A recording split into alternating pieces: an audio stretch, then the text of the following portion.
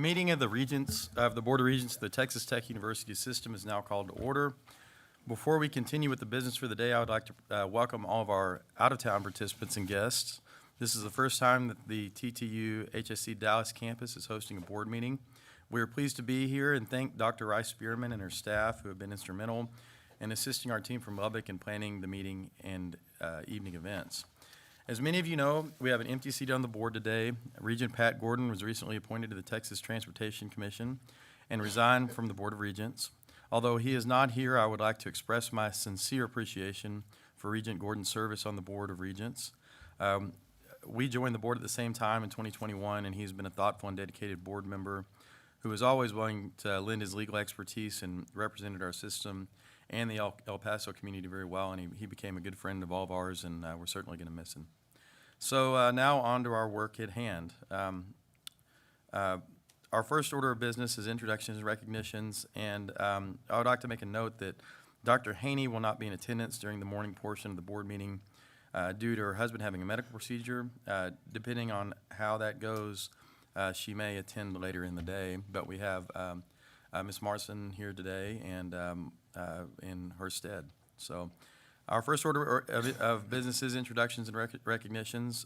Chancellor Creighton, President Hawkins, Dr. Brown Marston, President Skuvanek, President Lang, and Dr. Rice Spearman, please present your introductions and recognitions.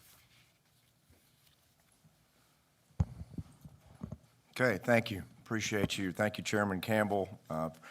Thank you to each of the regents for over the past 99 days. This is my 99th day as Chancellor, for your advice and confidence and counsel. It's certainly just been an honor in this start working with each one of you. It's great to be here today at our Health Sciences Center campus.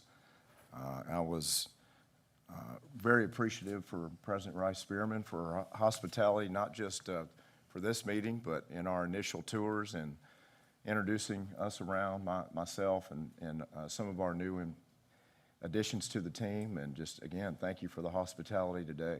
It's such an impressive campus in our system. Regent Acosta, you were a driving force in bringing us to Dallas today as well. Thank you for that, for your leadership. To members of the Texas Tech University system community and stakeholders who are here with us today, thank you for being here. It's been an honor to work with you so far. As always, throughout today, we welcome your input and advocacy. Again, it's my 99th day. I'm very excited about this new start as Chancellor. We've hit the ground running with some exciting projects. Many of those will be talked about today in how we've begun our agenda, our strategies, what we plan to work on together to continue enhancing this growing system. In just over 3 months, we've had the opportunity to travel to every component institution across the system. I've sat down with faculty and staff, the best part, students, which I always enjoy, from Lubbock to El Paso, Midland, here in Dallas. Certainly what stands out the same everywhere is the people. And that has just been an honor for me to see so many incredible people deeply committed to excellence, to service, to the future of this system, certainly what it does for the future of Texas. I've seen firsthand the reach of the system, not just in geography, but in impact.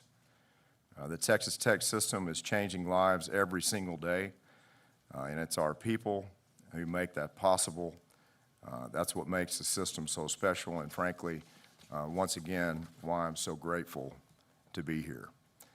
I also want to take a moment to recognize a couple of important changes within our leadership. As Chairman Campbell mentioned, we're going to miss Regent Gordon. What an incredible contribution he's made to the Board of Regents. Obviously, the governor and the state needed him to serve in his new role as TxDOT Commissioner, and I know in visiting with him personally, he very much wanted to be here today to convey those same sentiments personally, but as you know, luck would have it, his first commission meeting was exactly the same day as this meeting, and in Austin. And as we all attempt, but find out quite often, you can't be two places at once. So If we we're, had better roads, you could. yeah.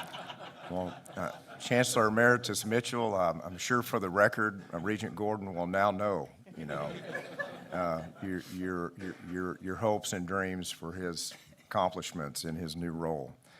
Next, very exciting, I want to take the opportunity to officially introduce Teresa Jack, who was named Chief Audit Executive for the system earlier this month. Teresa, you're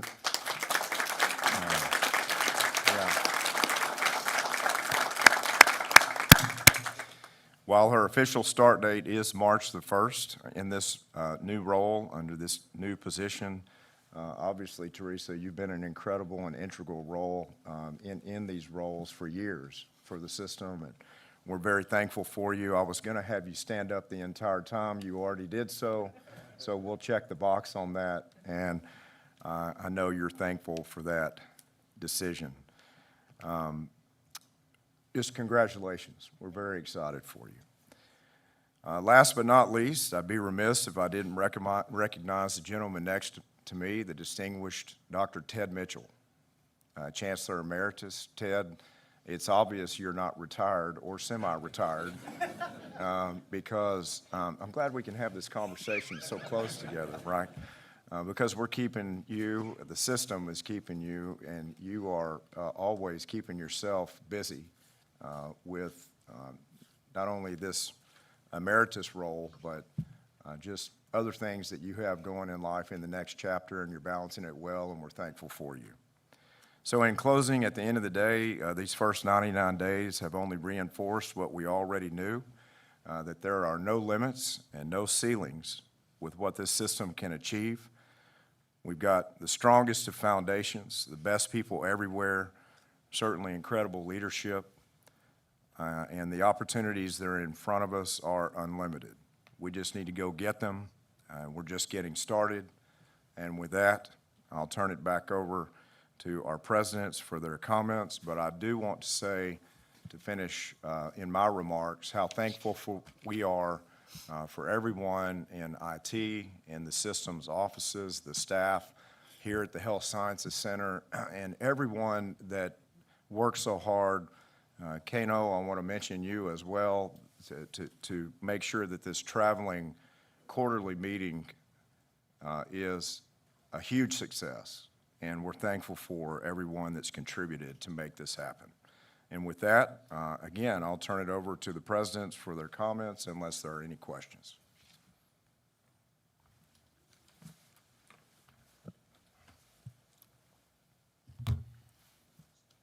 Chairman Campbell, the Board of Regents, I'd like to introduce, if you will, Dr. Don Topliff. Don, you can stand for the whole time, if you will. Dr. Don Topliff currently serves as the Provost and Vice President of Academic Affairs at Angelo State University, a position he has held since 2015. As the university's Chief Academic Officer, he provides leadership and oversight for academic programs, faculty, curriculum, and institutional academic policy. Dr. Topliff let me know recently of his intention to retire this coming May 31st, 2026. Dr. Topliff began his academic career at Oklahoma State University, where he served as assistant professor, associate professor, and professor of animal science, and led the development of the university's equine teaching and research programs.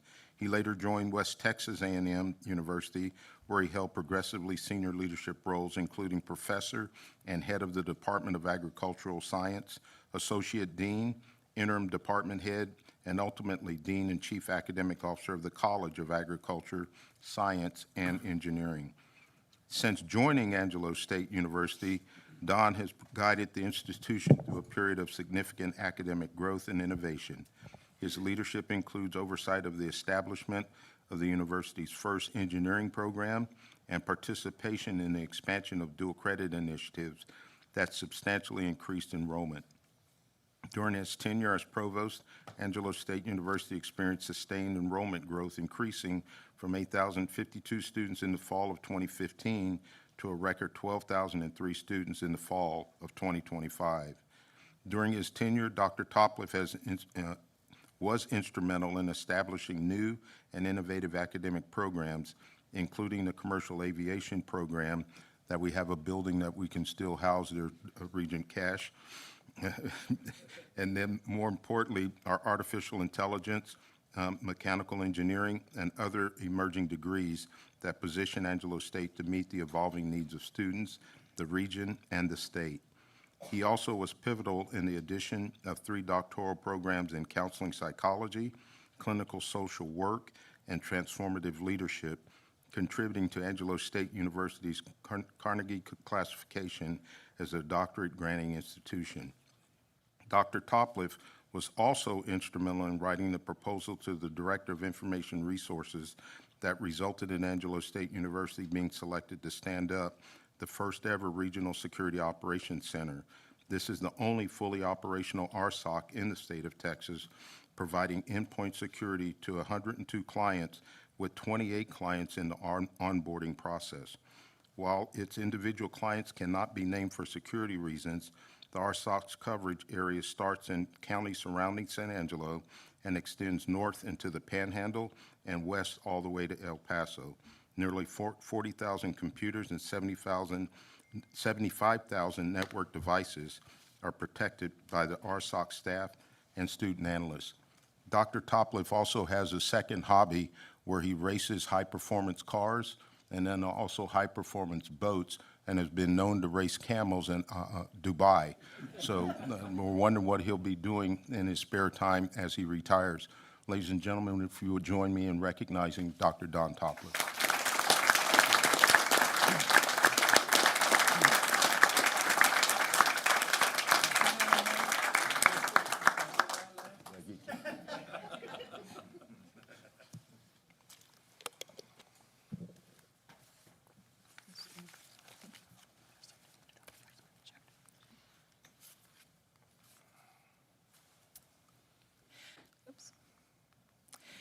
So I have the privilege of filling in for Dr. Haney and to introduce, for our first introduction, the MSU Texas men's soccer team. Just to acknowledge that if she were here, the energy level would go from here to here. So just imagine that, please. I'm going to ask to introduce 3 members of our MSU men's soccer team coaching staff, Michael Meacham, head coach, Patrick Fitzgerald, and AJ Francois. I'm going to ask them to come up here next to the trophy, which they've helpfully brought with them. They were instrumental in leading our men's soccer team this season and securing the 2025 NCAA Division II Men's Soccer National Championship.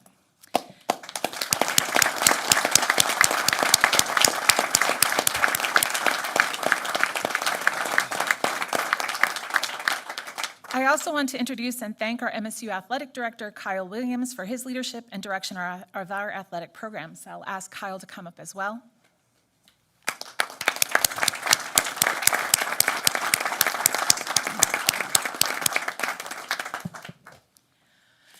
So our university and the broader Wichita Falls community have been nonstop celebrating since the soccer team's incredible accomplishment. And I can attest to the long line of elementary school students, including my own son, who sought and received the team's autographs during our campus celebration during the parade that the city held in their honor. The team went 19-3-3 this season and had 15 shutouts, a remarkable achievement. After 54 seasons, this team brought home the national championship and are the first national champs in soccer in the Texas Tech University system's history. They are one of only 3 NCAA national championship soccer teams in the state of Texas and the first Division II soccer team in Texas to win it all. We are so proud of the players and coaches. It was an incredible journey, and they will forever get to call themselves national championships. Please give our coaches and players one more round of applause.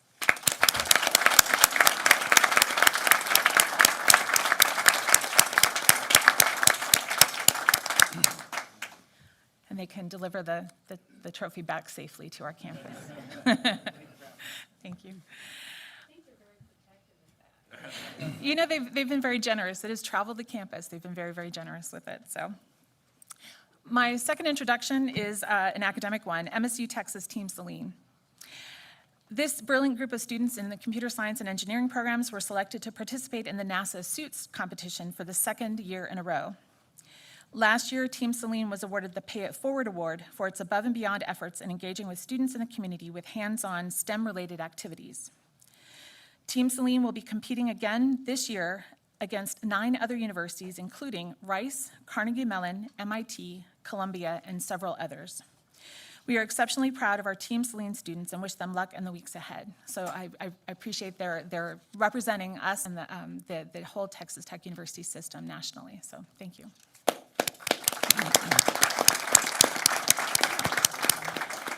That concludes my introduction. Mr. Chairman, Regents, I have 2 items for this morning.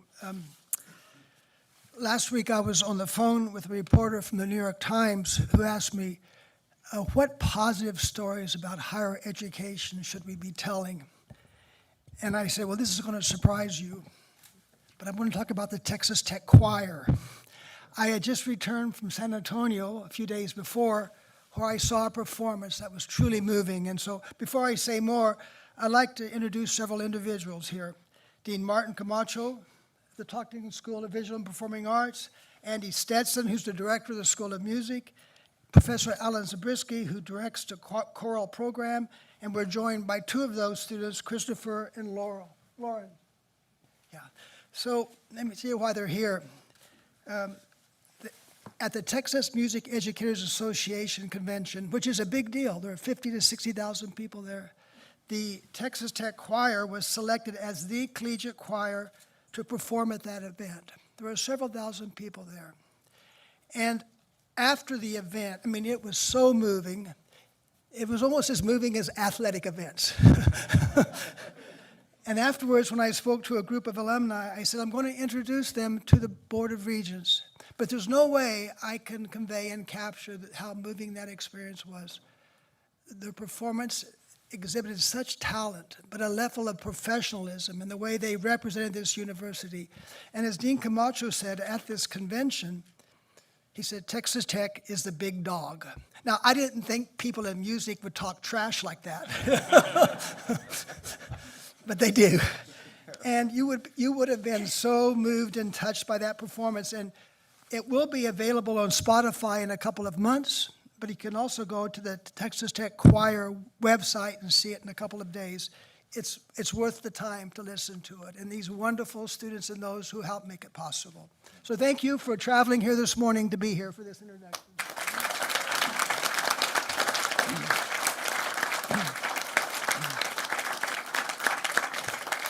And then very quickly, I would just point out that this week we did release the President's Annual Report. This is something we do prior to the surveys that go out for certain magazine rankings. But it's a good chance to kind of report all the things going on at Tech. They're scrolling through it very quickly here. The staff that put this together did a really wonderful job. The substance, I think, is meaningful, but the presentation is equally good. And at our next board meeting, we'll have the coaches here and representatives of the football team because they're featured in this report as well. And there's a wonderful video there narrated by Taylor Sheridan I think you'd all enjoy, but that's for the future. Again, thank you very much.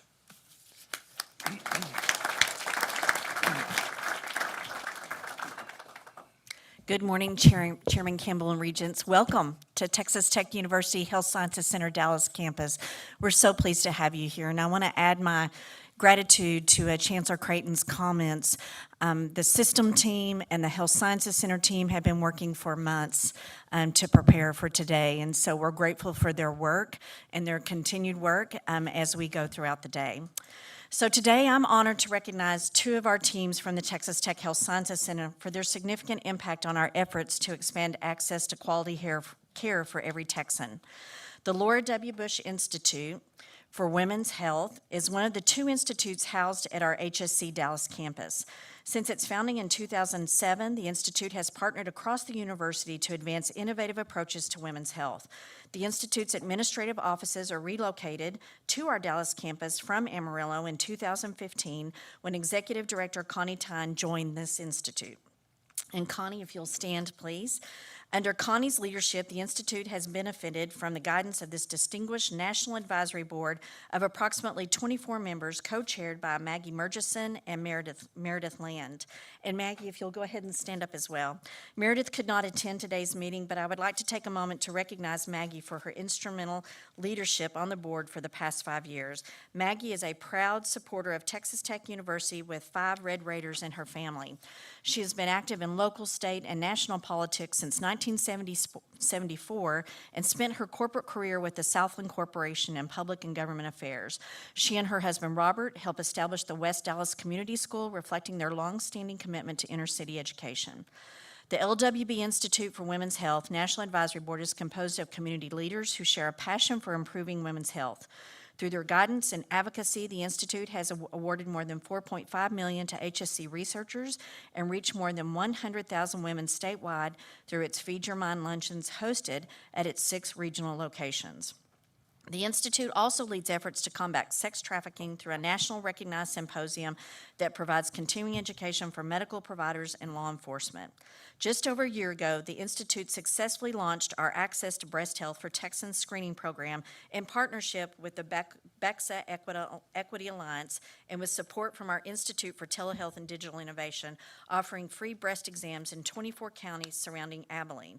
To date, the program has delivered more than 2,700 exams across 23 counties in the Big Country. We have a screening scheduled in the 24th county next month, and additionally, our team reports that communities are now calling us to ask if they can host a screening. I want to share with you one of our success stories. It was a 50-year-old teacher from Roscoe who had never had a mammogram.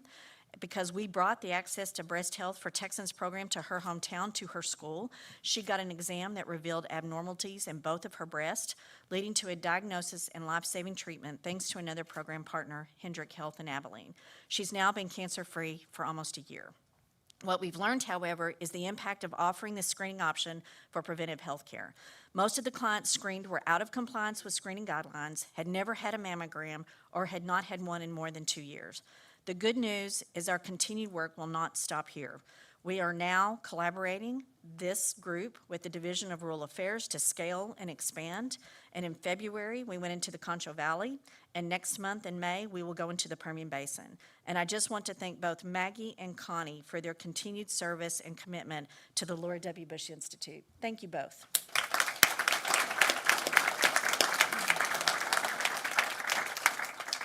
The next group I want to recognize is a team out of our Office of External Relations in collaboration with our leadership team in the Permian Basin. One of our initiatives that we launched in the Permian Basin was a campaign to reintroduce ourselves to that community, and we launched that campaign that ran from October 1st through March 31st.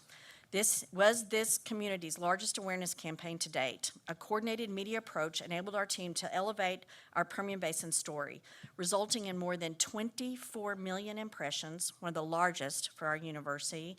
And additionally, our video ads have been watched to 100% completion 233,519 times. But who's counting, right? We checked today. Here are examples of some of those ads that went on in that campus. The response that we got from community stakeholders and leaders has been very positive.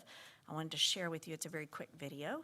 The Texas Tech University Health Sciences Center is where we train the next generation of healthcare professionals. The Permian Basin is where that training comes to life. Our schools of nursing, medicine, and health professions bring advanced care and kind-hearted service to the people who live here, helping our students become leaders who serve the community with passion and expertise. The future of health is right here, in the Permian Basin. We are very much excited about the continued work in the Permian Basin. The team set a very bold goal to hire 33 new clinicians in this community in 2 years, as well as expand our footprint by 74%.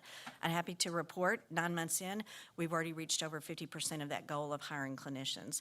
And so continued great work is going on in the Permian Basin, and I just want to recognize this outstanding team for the work that they have done. Thank you.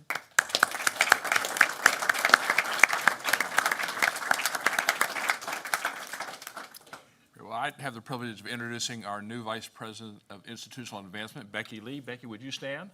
And stand up, Becky. Okay, no. Becky is, she's a native El Pasoan. She went to Arizona State University at the prestigious Curie Business School, worked for Southwest Airlines for a short period of time, and then did sports marketing for the Phoenix Suns and the Phoenix Mercury as well. Back in 2020, she was recruited back to El Paso, where she worked for UTEP for a bit. And then Paul Foster and Woody Hunt hired her for Mountain Star Sports as the first employee of the El Paso Chihuahua, the AAA team, the most successful, by the way, corporate team in AAA baseball. After 6 years there, she was appointed senior director by Mountain Star Sports. And after a national search, we selected her. It's unusual. We've worked with Becky for a long period of time, so we know her leadership, we know her values, we know how good she is at what she does. And she'd never been in a role like this, but it's a combination of shared values and shared leadership, I think, is what attracted her. We're very excited to have you, Becky. Thank you for joining our team. And I want to just make one other comment, off script, as if I ever talk on script. But to the MSU team, by the way, so we, partnering with Mountain Star Sports, we have the privilege of partnering with Locomotives and their youth soccer league. And 3 El Pasoans are on that MSU national team. And so we're very proud of what you guys have done and allowed us to take our people and move them to get a great education at MSU and also to be on a national team at the same time. It goes full around. Thank you.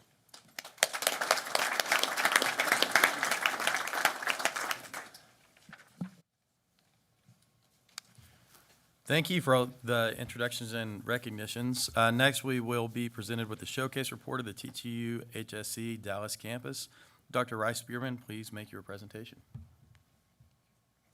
Well, thank you. Well, thank you. As I mentioned, we have had 2 teams, the system team and the HSC team, working for months for an opportunity to showcase this campus and the wonderful things that are going on here. So I just want to share with you a little bit about our timeline, how we came to be on the Dallas campus, and what occurs here on this campus, and how this campus really serves as an anchor for the entire DFW Metroplex. So we came to the Dallas community in 1999 through our School of Pharmacy. There at the time was not a pharmacy school in the DFW area, and many of the health sciences centers in the area, primarily UT Southwestern, was looking for a pharmacy partner who they could come in and we could provide education as well as collaborate with them on research projects. We continue to collaborate with UT Southwestern to this day on these projects, and that's why the proximity of this campus to UT Southwestern is so critical to our mission and what we accomplish here in this area.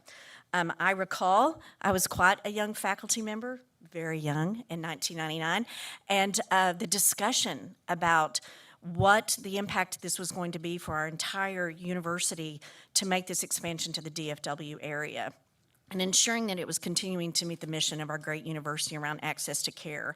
And sure enough, we felt it did because of the tremendous lack of pharmacy graduates and the tremendous need for pharmacists out here in the DFW area.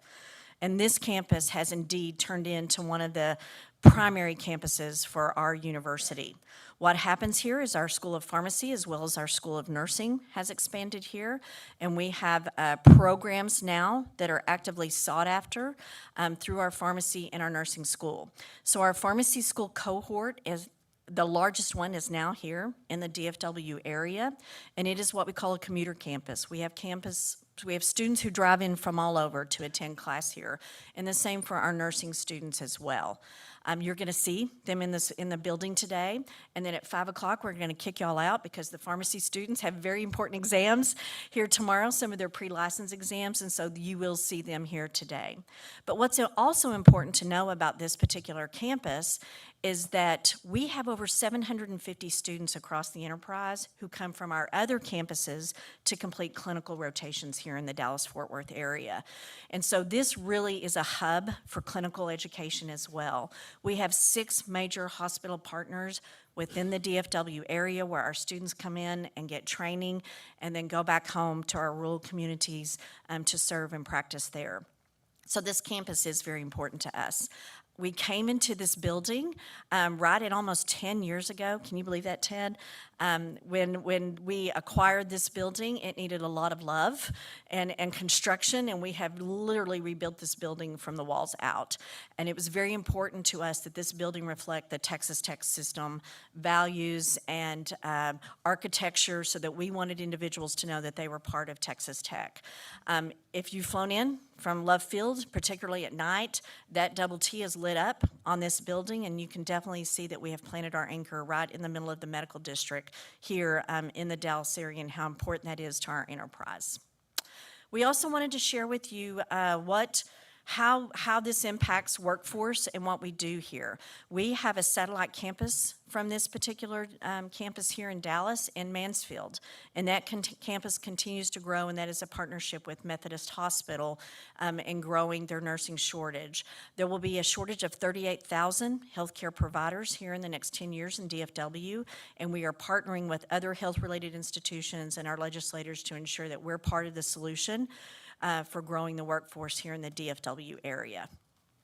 So what are our collaborations? As we mentioned, UT Southwestern is a major collaborator, as well as the VA Medical Center. Many of our faculty and staff are also employed with the VA and provide expert care in that area as well. And then we also have a significant research presence on this campus. Our economic engine, what do we do to help support the DFW area? Our total impact is $38 million. Our total household income is $19.74 million, and we've created 282 jobs, and we have approximately 93 team members associated with this campus in Mansfield as well. So thank you for coming to this campus. I hope it's given you a great snapshot of why we're in the DFW area and what we do here, and I'm happy to answer any questions.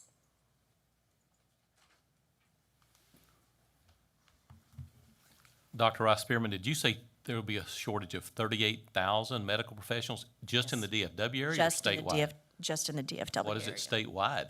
Any idea? It is, I'll have to go look at that number. Okay. Big number though, right? Big Yeah. number. Wow, Yeah. thank you. And about a quarter of our alum are here in this community providing care. Thank you, Dr. Rice Spearman, for that report. Are there any further questions or comments from anyone? Hearing none. The next order of business is approval of the minutes. I move to approve the minutes of the board meeting held on November 14th, 2025. Is there a second? Second. All those in favor? Aye. Opposed? The motion passes. We will continue to consider items as a committee of the whole, and I would ask Vice Chairman Womble to preside over the committee of the whole. Mr. Womble. Mr. Chairman, the item from consideration is approval of the consent agenda, items A through OO, as listed on pages 1 through 95 of the agenda book, and the information agenda as listed on pages 96 through 106. Is there any discussion of the items in either the consent or the information agendas? As a reminder, if there's an item that you would like discussed in further detail or voted on separately from the consent agenda, you may request that the item be moved from the committee of the whole agenda. Any discussion? Hearing none, Mr. Chairman, I move that the board approve the consent agenda and acknowledge its review of the information agenda as well. Is there a second? Second. All those in favor? Aye. Opposed? The motion passes. Mr. Womble. Mr. Chairman, this concludes the items to be considered by the committee of the whole at this time. Thank you, Regent Womble. Kano, please present the schedule of upcoming board meetings. Yes, Mr. Chairman. As listed in the agenda book, our next 3 meetings are set. They're all going to be in Lubbock. So May 7th through 8th is the next meeting, followed by August 13th through 14th. And then finally, the November dates right now show 2 dates, but I know we will already have that one as a one-day meeting, and it's going to be on November 13th. All the other meetings are subject to change to a one-day meeting, but for now, we have those listed as a 2-day meeting. Of note for the board members, by the time we get to the May board meeting, we will have the proposed calendar for 2027 dates ready for you all to approve as well. Thank you, and let's just go ahead and plan on having one-day meetings, so put that out there. But thank you, Kano. Noted, sir. All Next, we'll hear from our student government presidents. First is Angela State. Kiana Ortiz, please present the SGA report for Angela State University. Right, good morning, everyone. It is such an honor to represent Angelo State University and our Student Government Association, and I am so excited to share some of the progress, initiatives, and overall campus involvement that we've had over the past few months. Starting with our student government hosted events, we hosted a Fall from Stress event, a campus-wide food drive, and a wind down day. These were mental health focused and gave an opportunity for community service. We also hosted our annual RAM Remembrance Ceremony in partnership with our Communications and Marketing Department, where we honored 163 members of our RAM family that have passed on. It's a somber yet beautiful opportunity to recognize the incredible individuals that have contributed so much to our university. We also celebrated our Christmas tree lighting in conjunction with Giving Tuesday, partnering with the Alumni and Development Office to collect donations for our RAM Fam Scholarship, which is a scholarship started by students for students. Our goal was 300, and we exceeded this with 406 donations in that one evening, collecting $3,176.86, and every dollar will be matched by the ASU Foundation. Some upcoming events include our partnership with the Alumni and Development Office for our annual scholarship dinner, where we are coming up with some creative new ideas to connect our donors with their recipients. We also have Earth Day in April. We are celebrating this with our Center for Student Involvement to spread campus-wide environmental awareness. We also have our annual Rammies hosted by SGA to recognize some incredible organizations and student leaders on campus, and we will also be awarding our RAM Fam scholarships. We are also hosting a community cleanup, giving faculty, staff, students, organizations an opportunity to volunteer their time with Keep San Angelo Beautiful. Some initiatives in campus improvements include our RAM-Tram bus shelters. We just completed construction on 2 of them, one on each side of campus, and it's awesome to see students utilizing them to travel safely and more comfortably. We are also working on institutionalizing free menstrual products, and we are working closely with our dining committee to enhance the overall experience for dining satisfaction. Overall, we are just so grateful for the unwavering support from our university and President Hawkins as we move forward, and we are going to continue working diligently to ensure that every student at Angelo State University thrives and succeeds. Thank you so much.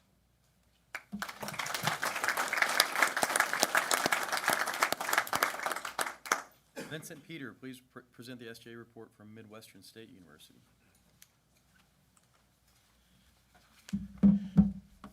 Good morning, everybody. My name is Vincent Peter, and I am the second-time elect SGA president at Midwestern State University. Okay, from the last meeting that we had, we welcomed 980 students last fall. If any of you know President Haney, she has been striving to get those numbers up all the time, and we are happy to say that we are currently sitting at 980, and hopefully we can hit 1,000 this coming fall. That is the goal. With that, SGA went ahead and collaborated with our housing department to welcome these students in, hosting an annual move-in where we help our students move into their dorms. We also did an ice cream social where SGA provided cups, and we gave all students who showed up a cup of ice cream. And on those cups had our meeting dates just to go ahead and broaden our reach in terms of SGA and raise that awareness to students to let them know where they can find us and what dates they can find us in those rooms. We also helped out with our family weekend and our homecoming. The students trusted myself and my vice president to be homecoming king and queen. So it was really great to have all families out there.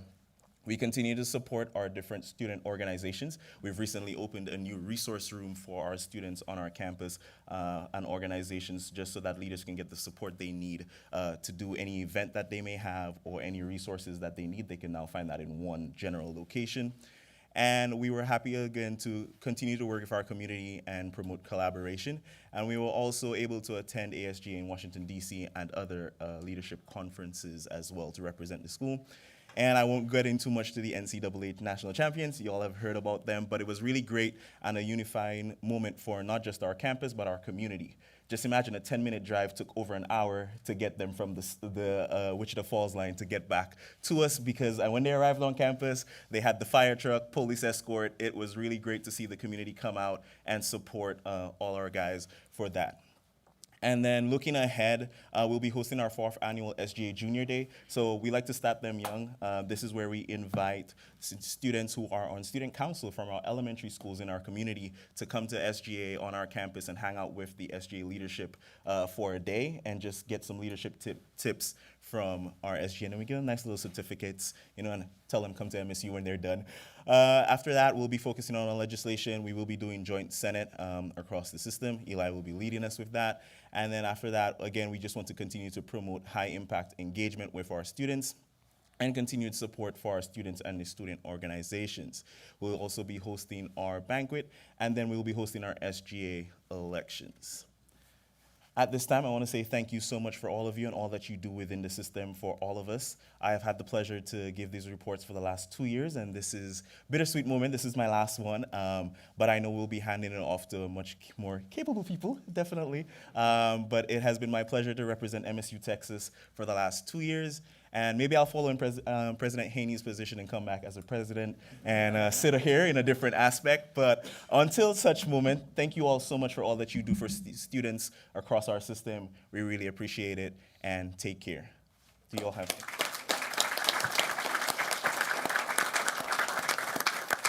any questions? No? Great. Faith Geiswhite, please present the SGA report for Texas Tech University.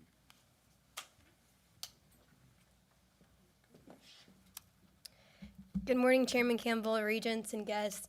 Thank you all for being here this morning and allowing me to present in front of you. My name is Faith Geiswhite. I currently serve as the student body president for Texas Tech University. I'm a senior graduating in May with a bachelor's degree in agriculture and applied economics. And as of this month, I have now served in this capacity for just over 9. And during that time, I have learned that leadership at Texas Tech is not theoretical, it's lived.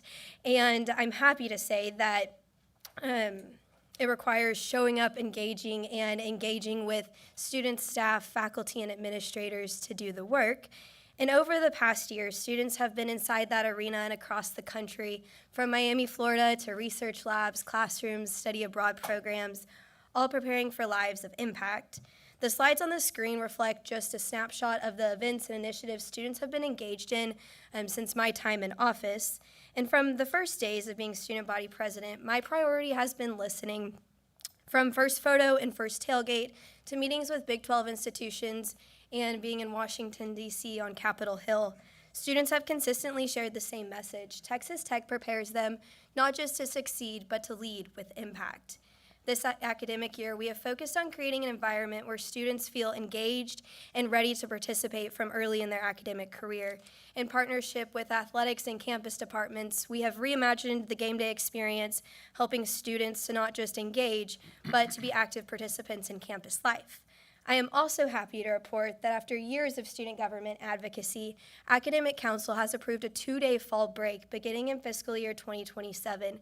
This is an example of the dedication and leadership given by students, faculty, staff, and administrators being willing to step inside the arena together in betterment of student well-being. Texas Tech is also firmly positioned in emerging technologies. Students are developing real-world solutions, including quantum AI research done to improve breast cancer detection. A student achieved a 15% increase in accuracy through that research.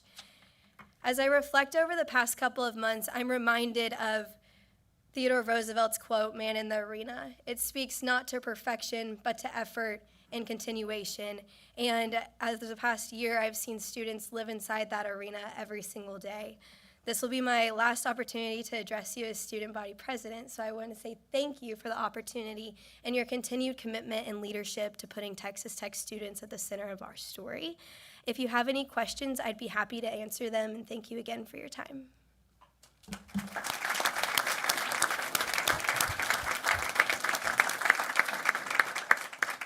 Sahil Tonk, please present the SGA report for the Texas Tech University Health Sciences Center.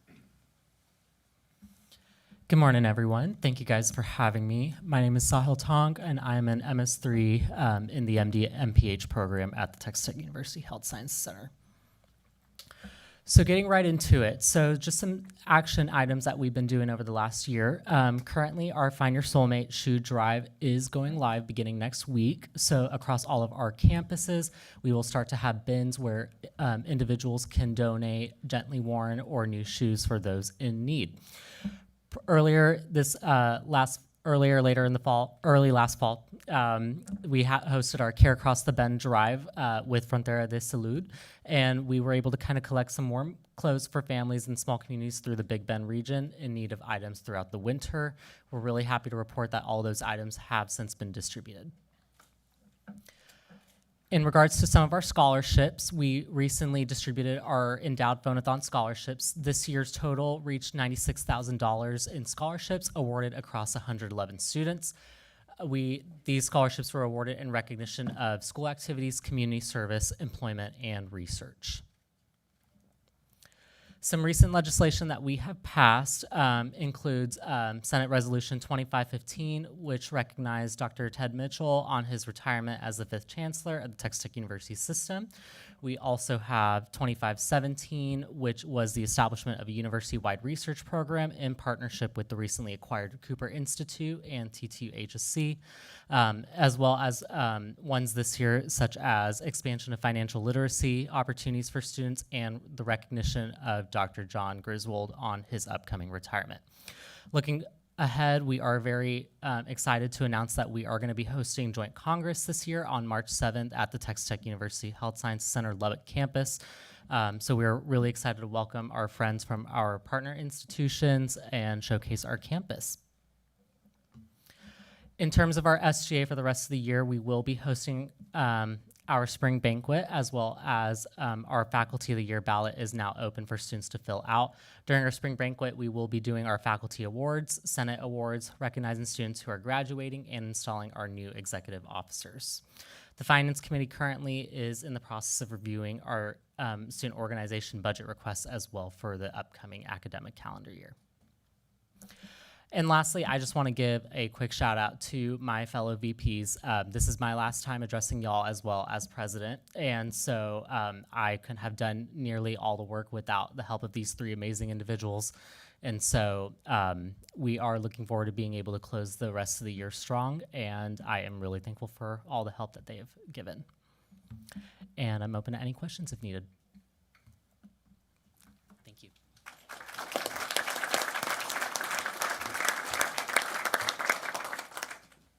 Abigail Ramirez, please present the SGA report for Texas Tech University Health Sciences Center, El Paso. Okay. Good morning, everyone, and thank you for being here and having the opportunity to share a few of our updates here. My name is Abigail Ramirez. I am the VP of Communications, so I am gladly have the opportunity to sit in for Victor Vasquez today. So a few things that we have on our focuses is having merch for our students. So this is an initiative to increase our school spirit, of course, and this is just visibility through merchandise. This would just help us both promote unity and support our future student initiatives, of course. And then for our student body and engagement, we were able to pass a bill, which right here we can see that we were able to have the lights direct traffic accordingly, basically allowing less traffic and more flow. And then as well, we've had student engagement, which is our lunch chuck, which is our activities after post-exams. And then for community service, we were able to have an initiative and set funds to be able to provide food to our Ronald McDonald's House, which is supporting families that need help, especially when they're having their children going to the hospital. So having us cook them meals is a way of being there for our community.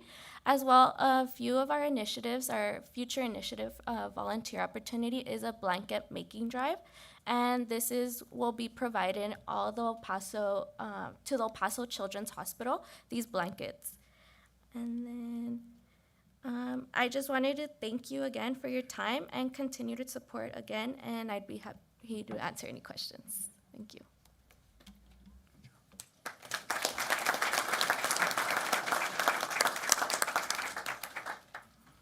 Thank you for all those reports. The meeting of the Board of Regents will now recess in order to conduct committee meetings. The meeting of the board will reconvene upon adjournment of the last committee meeting of the day.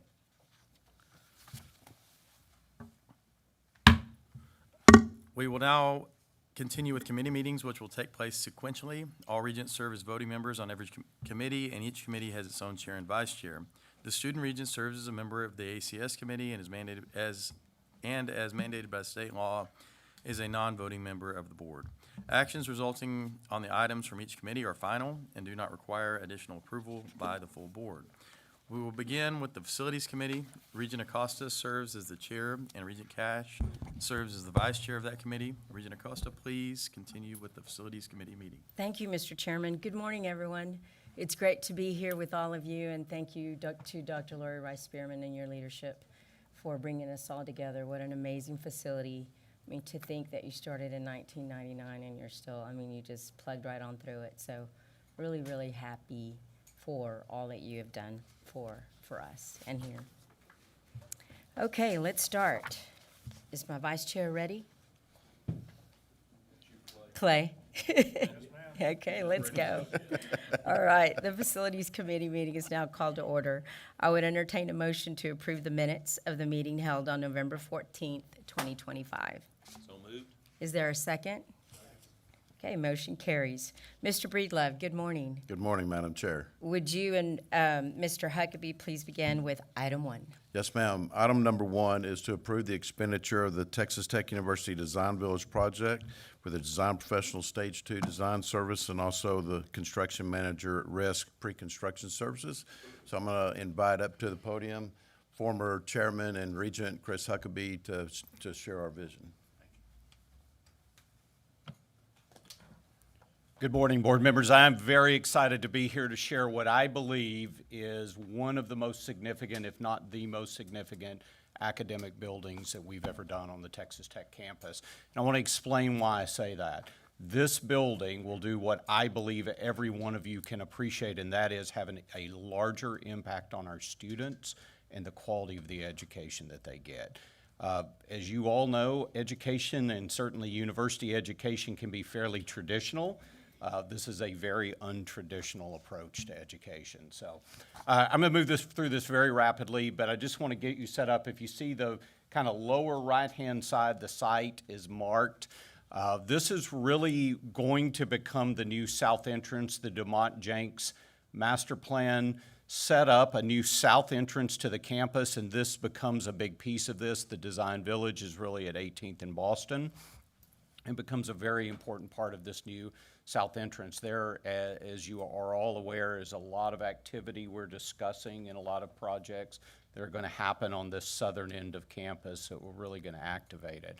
So this is the site. If you look just directly to the right of this site, that's the band. The easiest way to orient you is that's where the band practices, and that's not going away in this. So this is the corner of 18th and Boston and a very active hub for our students. This is a pedestrian way for many, many of our students. So we want to take advantage of that. We want to kind of enjoy the fact that we've got a lot of students going through there. Not all the students, of course, are going to be coming to this building, but through the design, our goal is to draw more students through it, even if they're just walking to another class, or as I'll talk about in a little bit, some transparency where we're going to try to pique their interest in what's going on inside the building and maybe recruit more students. The building is actually a two-phase project, as you're going to see. This impacts 8 colleges, which is kind of a unique thing. We could have world peace slightly easier than we could get 8 deans to agree, but we have 8 deans agreeing, and I want to say that. And 8 deans that I would tell you I believe are very excited about this project, and a lot of users who've come together to have input on this. But part of that was the fact that the building was a little larger than the budget. So we've designed conceptually the entire building, but we're talking about a 2-phase project to keep the project within budget. Regent Cash, I want to say to you, we are not doing industrial white boxes on the university campus, and I don't love this even being put in your packet, but I'm going to speak to it anyway. We are very much focused on doing a very appropriate building that span Ren, that fits within the campus and the Spanish Renaissance design. This is more to show you. This is the massing. It is a 4-story building. It does take up the entire allotted area. It's a very large building, but when it's done, I think you'll find it to be very tasteful. This is if you were in the band parking lot looking at it. It does fit the site. Contextually, it will be a Spanish Renaissance building and very appropriate for the site. The one thing I will share with you, though, on this side will be quite a bit of transparency, as I noted a minute ago, and I'm going to talk when I get to the floor plans, because what we're really trying to do is showcase some of the neat things that are going on inside. On the left-hand side is your first floor plan, and there's a large atrium, and this is what we really consider the mixing or activation space. This is where we want our students from all these different disciplines to interact with each other. This is a very, very vibrant space, but we've also put our professors down on the ground floor. I'll give you, you might think that sounds odd, but in the architecture building, professors are on the 10th floor. They're very isolated from students, and that happens to be the case in many of our buildings. We've put our professors down where they are interacting with the students. We want those interactions to be very intentional, and we want our interactions with our students to be very intentional. If you look to the right side and kind of upper right-hand side of both the first and second floors, those are our labs, and our labs are going to be transparent. When I say that, there's going to be a lot of glass. So our students, is a very active hub. When our students are walking across campus, we want them to see these labs because, quite frankly, they're pretty cool. There's no other really way to say it. They're a cool space, and we want people to say, what's going on inside of there and how can I be part of that? Our goal is that students, and I'm going to show you in a minute all the different programs, the student that might not have an experience here might have a reason to come over and be part of the design village. So this is very much about the idea of mixing our student bodies and giving them experiences that will make their education more enriched. As you move up through the building, these are more traditional studios. However, what I would share with you is we've placed Raider rooms, and we've placed Raider rooms up into the space because, again, we want to draw our student body into the building and give them exposure. These studios are going to be very open. The atrium, again, is space that will highlight the different works of our students in all these different disciplines. Is it coincidental if those are shaped like dollar signs? I didn't pick up on that. We should have made them green, I think. So, I didn't say this a minute ago, and there is a note later in this presentation, but this is the home for architecture in phase 2. And as you can see, the upper left is our phase 2 project, and it is down on this level as well. That is phase 2 in your left upper side. That will make the home, when you say what is phase 2? Phase 2 is making this full-time home for more colleges. Today, this will be the full-time home for the College of Architecture, but everybody else will have some classes here, but this will not be their full-time home. It was simply it's too much footage, and the dollars got to a point we needed to pare it back a little bit. So what is this today? Well, one, I want to say this very much aligns with the campus strategic plan, and I think that's important to say. This places this particular building within a very easy walk of our students, which was a very important part of the campus strategic plan. I also want to highlight, this does what I believe is everything we've talked about in university goals, interdisciplinary collaboration in a very big way, industry partnerships, we're going to have industry in this space, very innovative learning environments, but the most important thing is we believe we'll have a workforce that departs with a diploma and a set of workforce-ready skills that they would not have today. And I think, to me, that's the most important thing that we send out of this.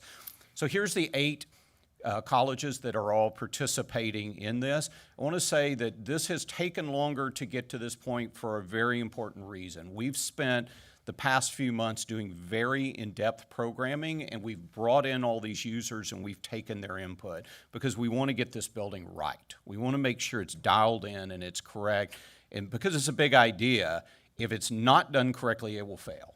I'm just being honest with you guys. We needed stakeholder buy-in to a level where they said, we will operate this building the way it needs to be operated. And I feel very confident they're excited about it, but we've gotten that buy-in. So in order for this to be successful, they're sharing spaces, and that's not something that's traditionally done at our university. You know, people own their space. That's not going to be the case here. So it will maximize the square footage, but we have to play nicely with each other, and we feel confident that that has happened. So as I said a minute ago, the Tommy J. Huckabee College of Architecture, this will be their full-time home. Other participants in many colleges, this could be their primary campus location, but it will not be their full-time home until we go to phase 2. We believe this will be a very dynamic ecosystem. We think this is going to be something that you'll want to do in other places once we've done it. Obviously, we've included the Raider rooms to really involve the rest of the student population, and we just really got to a point on funding to say we're going to do this in 2 phases because of cost. So just be clear with that. So what's in, what's out? Well, I will say this, some unintended consequences of getting groups together and faculty being excited about this is media and communications and the psychological sciences both came and said, we want to be part of this, which was very exciting to us, and there's a very appropriate place for them to fit in. So they've been added into this. But through the programming, we actually had a 50% increase in student population. So we're serving a larger part of the student population than we thought, and the way we're doing that is through shared spaces. Finally, the programic space, it's a 276,000 square foot building. Phase 1's about 210. So we've got roughly 66,000, which will be in a phase 2 down the road. Very flexible. The emphasis on this space is flexible shared spaces. That is it. In order to be successful, those are the things that we will be sharing, and we've spent a great deal of time with the faculty to make sure that that's going to be successful. So happy to answer any questions, and then if none, then I'll turn it back over to Billy to move things forward. Chris, what's located currently on this facility, and what are the plans for the existing Tommy Huckabee Architecture? Yes, so I would, so it's a parking lot today, so nothing other than parking today. What I would love to tell you, and this is not always a popular thing for me to say, but I said it as a regent, and I will say it now, I would love to push the plunger on the current Tommy J. Huckabee College of Architecture. I don't believe it's fit for man or beast, but, and I went there, so I can say that. But I believe what the Dumont-Jenks study has said is that would really make good office space. It will not make good academic space going forward. It's a pretty rigid building, concrete structure. We're not going to take it down because there's too much need for office and other additional space. But right now, the plan is to convert it into office and administrative space. Regent Culp, some of the activity in that building, that old bank building on 19th and University, would be moved to that facility. Yeah, it gets it on campus, and we think it will be a better spot for it. Thank you.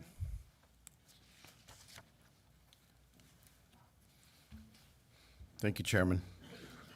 So we are going to put our design professional on, or we've already got them on. We're going to move into stage 2 for that, and that consists of developing the design development documents, construction documents, CA phase. They're going to start giving us probable costs and also project schedules. And then we're also putting our construction manager at risk. That's our contractor to start providing project evaluation, site analysis, constructability reviews, value engineering, some more costing, and start developing the GMP that I'll bring to the board at a later date. So, Madam Chair, the budget is the additional request is about $7.8 million for a revised budget of $10.8 million. And the recommendation is to approve the expenditure of the $7.8 for a total of $10.8 for the Texas Tech University Design Build project with an anticipated project budget of $168 million. Amend the design professional agreement, award the construction manager at risk for pre-con only, and the total expenditures of $10.8, which includes the previously approved $3 million, will be funded through the RFS system, repaid with half in gifts. That's the recommendation.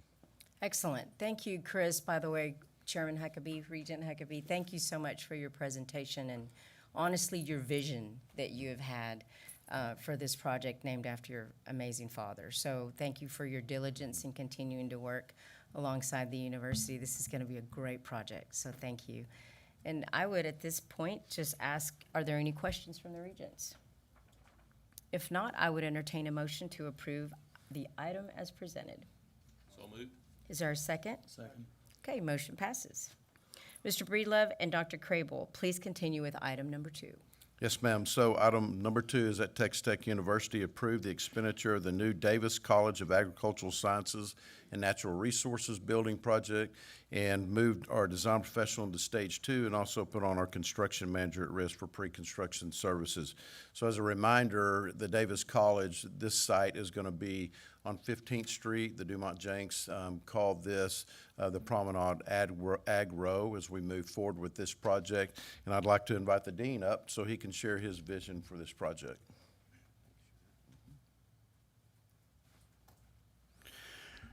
Thank you very much for the opportunity. Again, another really exciting project. And I will say we are the one college that will directly benefit or be impacted in a positive way by both of these projects, the Design Village and the new Davis College Agricultural Sciences and Natural Resources building. And so it's a super exciting time to be at Texas Tech University. Again, as part of the Dumont Jenks process and planning, as has already been indicated, this will be the predominant building to serve students and high-level research as you enter campus from the west off of Flint and onto 15th Street.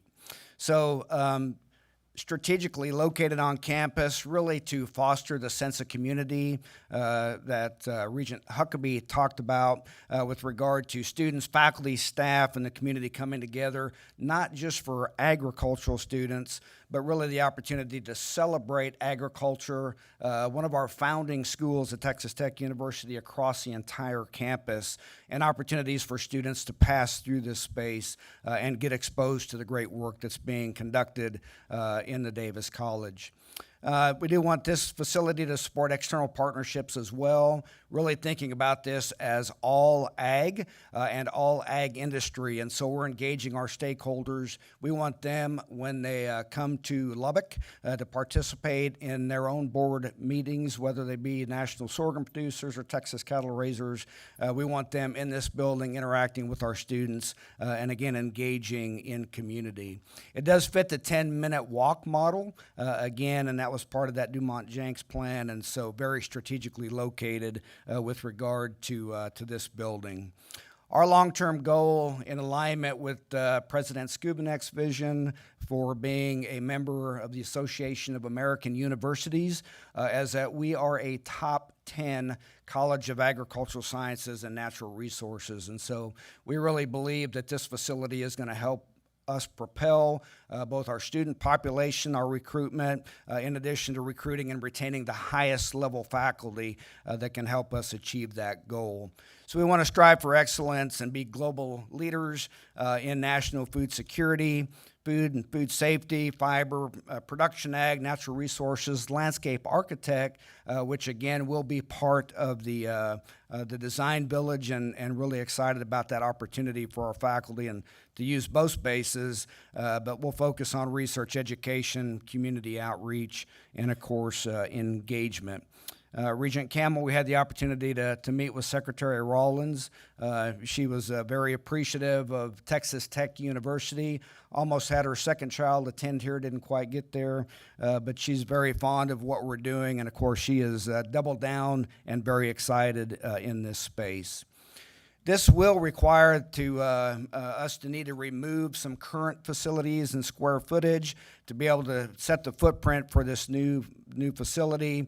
So the 1961 Fisheries and Wildlife Research Building, 8,600 square foot, will come down.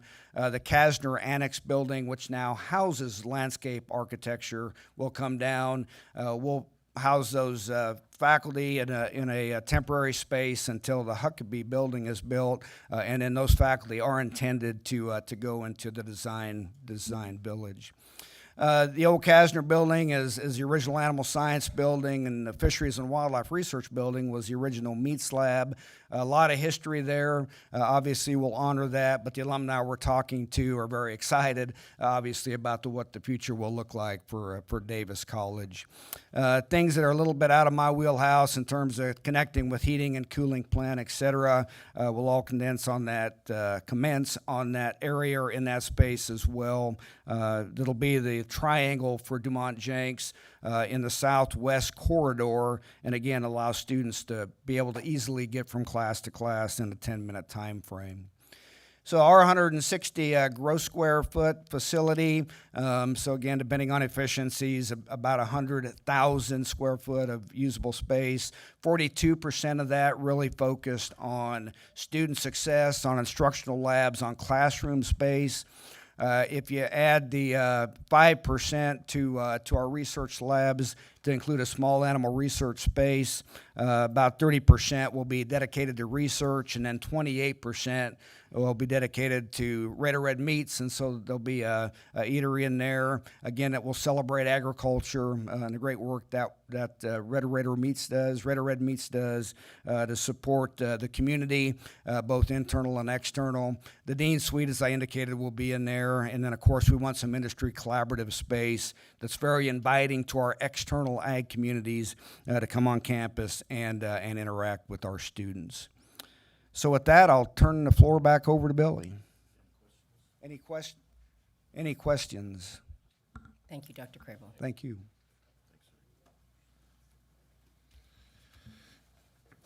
So we have started looking at design and what this building's going to look like, and you can see 3 different options on proposed schematics for the elevation. We are narrowed it down to option 3, but you could probably take all 3 of those and put them in a bucket and shake it up, and is what it's going to look like. So we're not going to build any of those, but it's going to start with option 3 being the vision. And I hope to have the schematics and some other looks for Dr. Skuvenek next week to get his approval before we hit the streets running and continue on our fundraising mission. Billy, that looks a lot better than The white box? I'm sorry. That's my fault. But you knew it was coming. Lisa teed me up. So, But anyway, how did you get to option 3? I mean, that looks like less ornate than 1 or 2. Well, so one of the cost things, basis? yes, sir. So one of the things that we're looking at, one was the height. The other 2, option 1 and option 2, those got up to over 4 stories high. And so it was just a massive brick and stone as we were looking at that. And so we started thinking on the last one. Actually, the last option was my second favorite to begin with, but as we talked through it, it got better. So the vision from the dean and also the donors are to have that west side as a grand entrance. So when people come down Flint and they come into the building, that'll be an experience, a wow factor. Because what I've found out from Gordon Davis and also the dean is this is recruiting. This is recruiting just like we do in athletics when we bring folks in, when we're talking about donors and other folks from industry. So we're going to take that west side and we're going to put a very nice entrance that's going to look a whole lot different from that. I'm not sure if that serpentine's going to stay or not, but we have classrooms on that back wing. That's really going to be the north side, and the research leg of that is going to be on the east side. And then the offices for all of the staff will be on the front side, and then we'll have a better plaza in there. We did a lot of looks at the sun, how it affects that, that plaza area that's in there, because quite frankly, in Lubbock, it's very difficult to have those type of areas just because of the sun and the wind. So as we started thinking about that, I think option 3 will be better. But that west side will enhance, and also the east side too. So as the students come from the east, and as industry and donors and visitors coming from the west, they should get the wow factor that Gordon Davis is looking for. It won't look like that, I promise. So option 1 seems to have a fairly ornate tower. Option 2 has maybe a scaled down tower, and then option 3 looks like the tower went away entirely. It's back now as of Friday, meeting with Gordon. So he wants a tower there. It won't be we'll have to scale it correctly so it doesn't just stick out like a sore thumb. But he has some vision on the tower when there's victories from meat judging or other other things that the college accomplishes. There could be some bell ringing from that, but he does want to look at a small tower element there. Like we have so many towers on our campus. I mean, it's sort of a connecting design element along with all the Spanish Renaissance architecture. And I just think it's important that we continue to reflect and invest in our buildings for the atmosphere on campus. And Yes, sir. So a building of this significance, I think we want to make sure that we're paying homage to our architecture. So we do have probably the most world-renowned Spanish Renaissance expert on the design team, Okay. a guy named Brian Griggs, who actually wrote a book.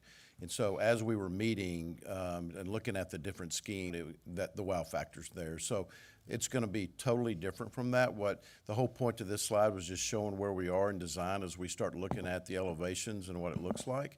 But it's going to look a lot different from that, and I'll share that with you as it comes out. So it's probably sitting on my desk tomorrow. Hey, Billy, Yes, how sir. will this height compare to the academic sciences building, which is right behind it? It's going to be very similar because we have 3 stories high on the academic sciences building, and I think that's going to be 3 stories high on that east end. So it was too big. So as we spread it out across the entire footprint that we have to work with, that's kind of how it stretched like that. Billy, will the meat lab stay? Everything will stay? Red Raider Meats will move over. Red Raider, yeah, it moves. A portion of that, are you going to have? So, Red Meats will stay in animal science, the home base, Yeah, good question, Regent Cash. The Animal and Food Sciences will retain Raider Red Meats, and so all the meats lab and meats facility will stay there. This will just be a restaurant on the main campus to serve students and faculty. I was about to say, you're going to get really mad when I dump off a load of cattle in your new office over there. Well, you know that would be fine with me. Maybe not everybody, but yeah. Yeah, and we talk about Red Raider Meats and the cafe that we have there, along with the design village that's going to be built, just south of there, and just gives another food option for everybody that's crossing through there, which we really need that. And Red Raider Meats, I think what we're going to have is the ability that's going to be inside that plaza area so they can grab their food and have seats outside or inside wherever they want to eat. They'll be able to purchase the same today in the meat lab. People will be able to walk in, but they'll be able also to walk in over there. And this will also have some swag and other things here that you can purchase. And on that west side, where we're talking about the new elevation that's coming out, that's where the Dean Suite's going to be also. So visitors can come in and go straight up there, not have to pass all the research facilities or all the classrooms, but he'll have that access right there on the west side. Okay. So project scope, we are moving into stage 2 design with our design team. And so they'll start developing design development documents, construction documents, do the CA, and then also statement of probable costs and the project schedule.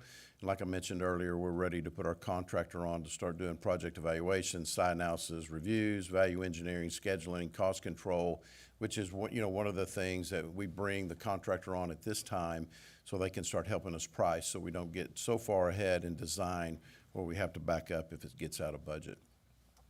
Madam Chair, the project budget is, the additional request is the $4.4 million for a revised budget of the $6.7.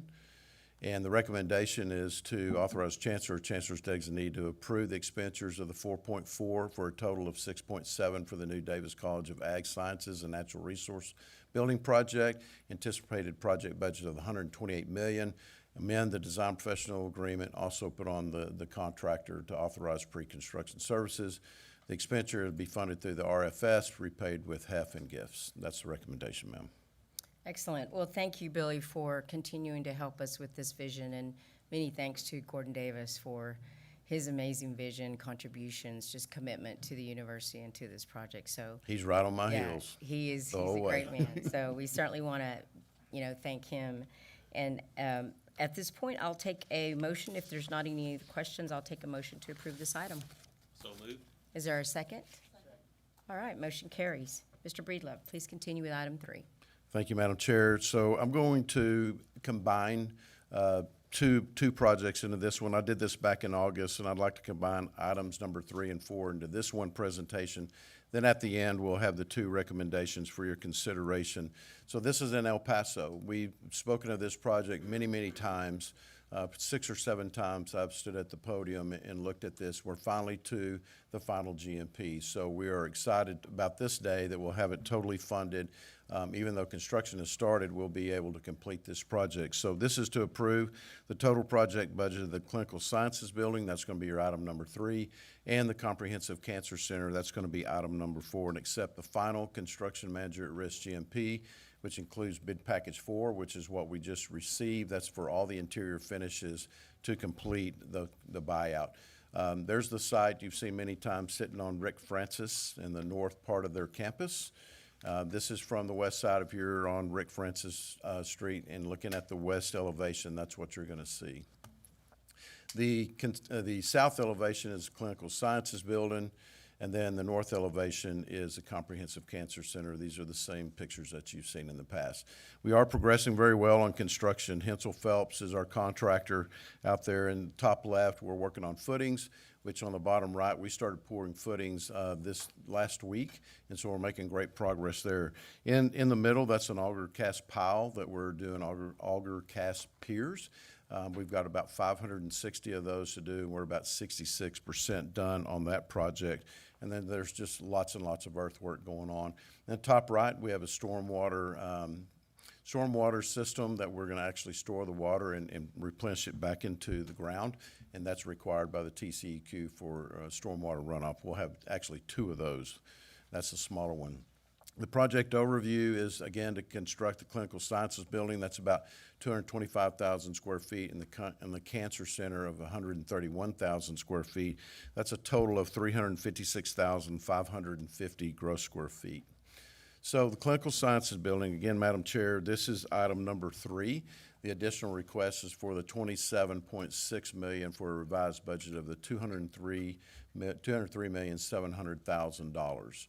And so the recommendation is to authorize us to accept the final GMP, which includes the acceptance of bid pack 4, which we just did, and for the entire Comprehensive Cancer Center, increase the budget by $27.6 million for a total project of $203,700, report the projects to the THECB, and amend the CM at risk agreement. This project budget includes the previously approved $176 million be funded through the RFS, repaid with capital construction assistant project funds from the legislative appropriation. That was about $60 million, and then gift funds and institutional funds. That is the recommendation for item 3, ma'am. Excellent. As Mr. Breedler presented, we are combining and taking a vote for item 3 and 4. I would like to thank the El Paso community, Dr. Lang, for just continuing to support these efforts. Would you like to make any quick comments? Just briefly. It's nice to serve with presidents and a board and a chancellor that do things that are important and impactful. You like for it to be transformative, and there are very few things I can say have actually been transformed. This is one of those things. And for those of you that were at the groundbreaking, to have 700 people in the community come out was amazing. This has been an 11-year project. It wouldn't have happened without our legislative support, particularly Dr.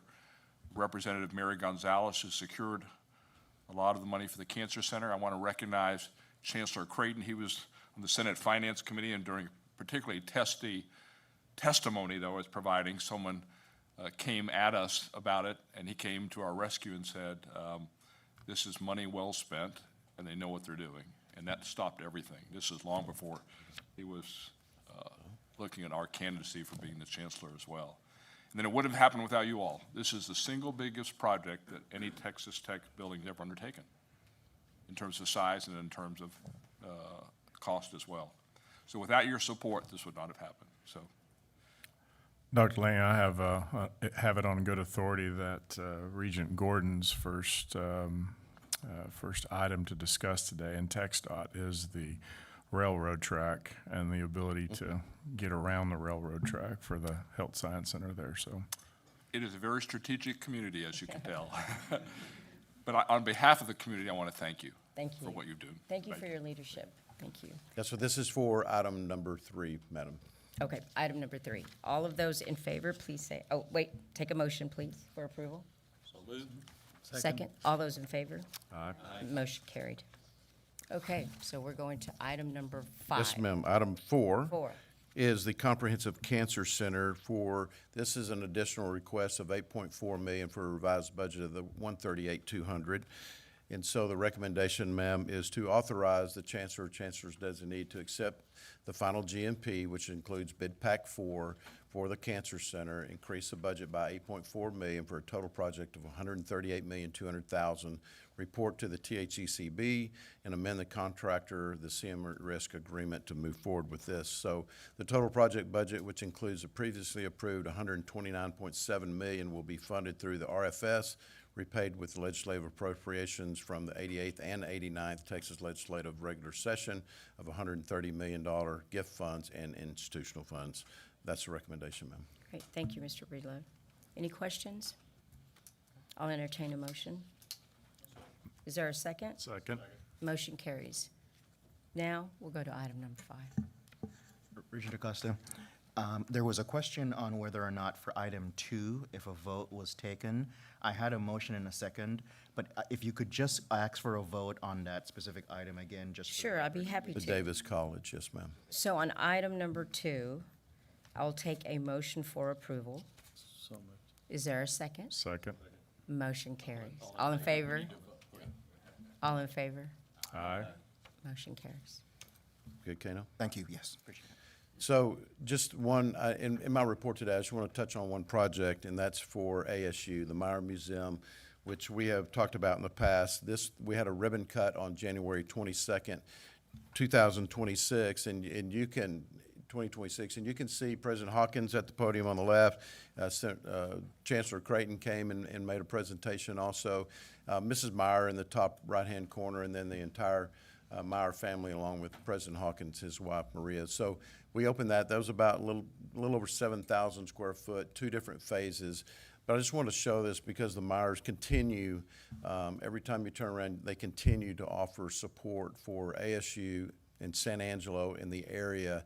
And it's just a great event, and appreciate President Hawkins and his team for putting on such a great event. So just a great celebration for ASU.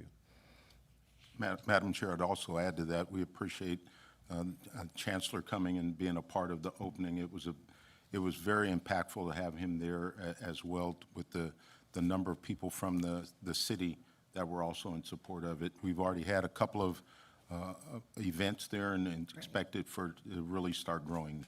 Very good. Thank you. Madam Chair, that's my report unless somebody has any other questions. I think we probably just want to wish you a happy birthday.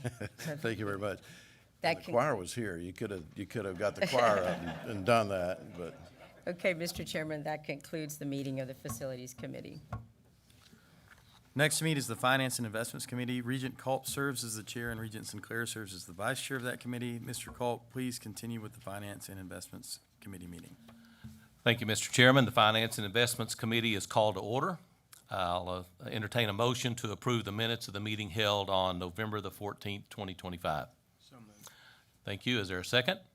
Second. Thank you. All in favor, say aye. Any opposed? The motion carries. We have 2 reports today. One will be from Mr. Malden and the other from Mr. Barrett. So, Mr. Malden, if you'll please take the podium and present your combined financial report to the board. Yes, sir. Good morning. Excuse my voice, got a little something going on, but I'll power through it.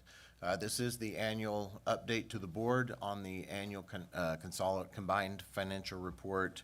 As you may recall, each of the components in the system prepare their own annual financial report. Then the system administration team consolidates that into the system annual combined financial report. We submit that to the state, and they roll it up into the state's annual report. So we are one part of that cog, and this is what we're going to talk about today. The good news is, well, that's a little bit hard to read at the top. Sorry about that. But this is the summary that I'm showing you for the FY25 ACFR, and continuing messages that I've given you the last 2 or 3 years is the net position, which again is like the bottom line on your corporate reports. Continues to grow. We have a 70% increase in total net position over the last 10 years, with a CAGR of 5.43%. That does include adding MSU into the system net position in '22 and their foundation in '24. And you can see the slope steepens between '24 and '25, 17% year-over-year growth in the net position, which is very strong growth. We've been meeting recently with the rating agencies, and they continue to be very happy with our financial strength. The net position, what's driving that growth in the net position? So there's three primary drivers we want to point out. I don't think any of these are surprises to you. The legislative revenues, as you know, the last couple of years has gone up significantly. And you can see here some of the main projects in that category. We'll talk about that a little bit more in a minute. Grants and contracts, it increased significantly over the last year, and some of that is closing out of old programs where there was accumulated balances that were due to us, and we finally received those. And then private gifts, it was a very good year for private gifts, and we'll dig into that in just 1 minute. No, these are horrible slides, I apologize. So looking at the revenues, we had $3.5 billion in revenues, and these are the primary categories. The legislative revenues, and we changed the format here, so let me just walk through that just a tad. Legislative revenues were 30% of the total revenues, so it's a relative to total percentage. The increase on the right, increase of 5%, that's showing where it was last year. So last year, legislative revenues were 25% of total revenues. This year, it's 30%, so just to show you where they're moving. Grants and contracts went up with a significant increase with the HRIs. And of course, when it's relative, if some are going up, some are going down. Tuition and fees was 4% down, and I want to just mention that for a minute because that may raise some eyebrows without some context. There was an accounting change in fiscal '25 that is making this look like tuition and fees dropped. Tuition and fees are always presented net of discounts, which could be scholarships, it could be other credits that are granted to these students. And so we always have tuition and fees that are presented net of discounts, and then we also have scholarship expenses. And what the accounting change that was agreed to by the state of Texas, and thus we had to implement, basically shifted a lot of dollars out of the scholarship expense and into the tuition discounting. So since we're showing tuition and fees net of discounts, that's going to show a drop. The good news is our expenses are also showing a drop because we moved money out of the scholarship expense. So it's really a dollar for dollar transition. I don't want this to alarm anyone, but I do want to just explain that. Moving on to the key revenue trends, we like to look at the last 3 years just to see if there's anything that should be alarming or should be celebrated. The legislative revenues, as I mentioned, continue to increase year over year. You can see the Pulse Power, the water desalination, and the Cancer Center were some of the largest parts of that. And we do expect that to continue for FY '26 as we had a significant amount of legislative appropriations. Grants and contracts, as I mentioned, the TRIP program from the state, which was a research incentive program. We got a final payout on that in FY '25 and a Texas Be on Time. So again, some accumulated balances that finally came in that we were very happy to finally receive. And I do think it's worth noting federal grants increased 11% year over year from '24 to '25, which I think is incredible. Private gifts will always fluctuate, but you can see '24 to '25 is a significant growth. It's a 69% growth. It's driven across the system. You have anything from athletics to the Cancer Center to just general fundraising. So is good news across the board. These slides are killing me, I apologize. So this is a slide I think I introduced 2 or 3 years ago, and it's just to remind the board the financial profile of the general academics looks very different than the health-related institutions. And so this is just showing expenses relative to total. You can see that, yeah. I'm going to pause and we're going to see if we can get better slides up there.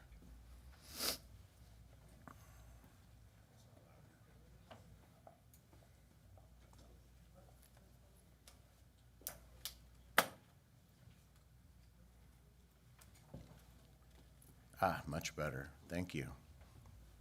That looks great. As I was saying, this is just the comparison of general academics to the health-related. You can see a very big difference is that bottom category, which is personnel, salaries and benefits. It's not that the academics spend less than that. This is all relative to total expenses. So there's some major categories where there are differences. The yellow represents debt and depreciation. The general academics typically carry a little bit more debt and significantly more depreciation in buildings and infrastructure. And the scholarships, of course, and then, like I said, the personnel is the offsetting there. Looking at the 3-year trends of some of the top expense trends, it's hard to tell on the scale of this top chart, but salaries, wages, and benefits, it's not growing by a significant amount, but it is up by 6% over FY25, and payroll-related costs make up about 20% of that. Pension and OPEB, that is a state-related entry that we have to make. Professional fees and services, of course, that's heavily related to the health-related institutes. Academics increased by 23% in FY25. And you can see here some of the causes for that, if you can read that. The aviation program is a part of that and continues to grow, which is a good thing, even though it's in the expense category. And then lastly, utilities, rentals, and leases. We do continue to see continued increases in software leases, which are part of that rentals and leases category. So I'm sure you're seeing that in your everyday lives, but most software is as a subscription these days, and the subscription costs just continue to climb and continue to climb. So that is represented here. And then this slide is fairly difficult to read, but it is intended to be a 5-year trend of the expense categories, again, relative to total.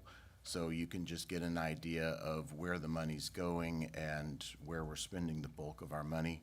There's really not any alarming trends here that I noticed. I was happy to see the salaries, wages, and benefits drop a little bit relative to total, but again, the dollars are still going up. It's just that other expenses might be increasing some, including interest expense and depreciation, which is understandable with the growth of our system. That's the end of the presentation. There are a few, our balance sheet and our income statement are in the appendix if you want to look at that, if you have any questions, but that's the end of the prepared presentation, unless there are questions. Any questions for Mr. Malden? Okay, thank you, Mr. Malden. Mr. Barrett, if you would please take the podium and provide us with the investment performance update. Thank you, Regent Culp, Chancellor, presidents, and faculty. I'm happy to be here today. Let's see if I can get to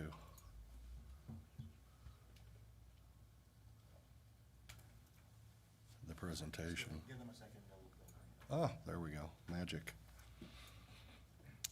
So just as a reminder, the investment team kind of manages 3 different kind of portfolios, right? The LTIF, the long-term investment fund, that's the endowment. That's what you think of for scholarships, academic chairs.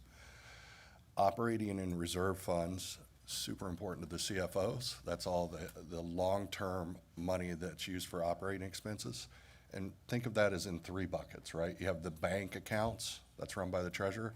You have a laddered treasury portfolio, also run by the Treasury Group. And then just longer-term assets that are not anticipated to be needed right away. We invest those on the long-term nature. So we'll start with the LTIF. How's it doing? Year-to-date, having a great year, up 13.5. You can see over the 1 year, it's around 12.2. And then kind of trails off into the 10s over the 3 and 5 year period and above 8 over the long term. So honestly, hitting the mark. CPI plus 5, we're right in line with that. Portfolio's doing really well right now. And I think, you know, when we print December coming up, I think in about a month we'll close December. We also had a great December, so you're going to see even better numbers. So how's the growth portfolio doing? Year to date, it's up 17.5. Just as a reminder, this is through November, so we got the next month when the quarterly results will come in for private equity and private assets. So we should see that boost. Stable value is interesting. We've been killing it over the long term because interest rates go up, bonds lose money. We're not in a lot of interest rate sensitive assets, so we've done really well. Last year was kind of the opposite. If you guys remember, the bar cap's done incredibly well over the 1 year period. And you can see that in the numbers where it just says year to date, right? 7.9 on the Bloomberg Global Ag. That's a huge return for a global ag. We're kind of running about 6.7. I'm going to preview you. I'm going to call it. I think we're going to win when December numbers come out and be ahead of it. So I think all that's looking really good as well. But a tough year. We're used to creating a lot of alpha on that portfolio over the years. This year, it'll be, you know, very little alpha, but we should match the benchmark. So how have we done over the long term? You can see this line, and this idea is just, do we kind of keep up with CPI plus 5 over time? That's the strategic objective. You can see that we're pretty close to it at 7.6 versus 7.6 on CPI plus 5. Slightly behind the policy benchmark since inception. So I always love this slide and I talk about it a lot. So everybody on the foundation board works tirelessly to raise money, and Patrick and his team and everybody. This chart sums it up perfectly, right? So if you look over on, I like the right-hand side personally. If you look over the right-hand side and see that gray bar, that's additions. So almost $1.5 billion of additions thanks to that tireless effort. We turn around and invest that money. We've grown it to 1.59 in the red, but we've also distributed over $1 billion. And just as a reminder, we only update this chart every August, so at fiscal year end. So it's kind of stagnant, but it tells a great story of the symbiotic relationship of our two teams. So let's dig into a little bit more detail on the portfolio. There's a couple things I want to point out here.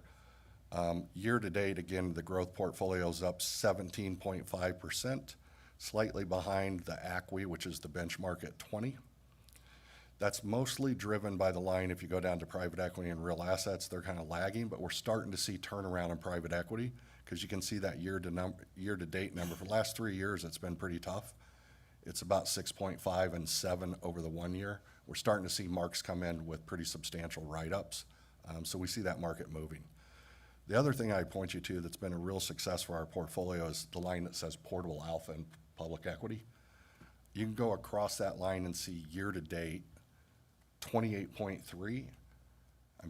We're going to be really close to a 30% return, I think, in that equity portfolio that we manage, which is phenomenal for a 1 year period. And think of that as beating the index by at least 800. So that's a pretty phenomenal year. On the hedge funds have had a great year. You can see that in the alpha pool net at the bottom. And debt has done quite well year to date.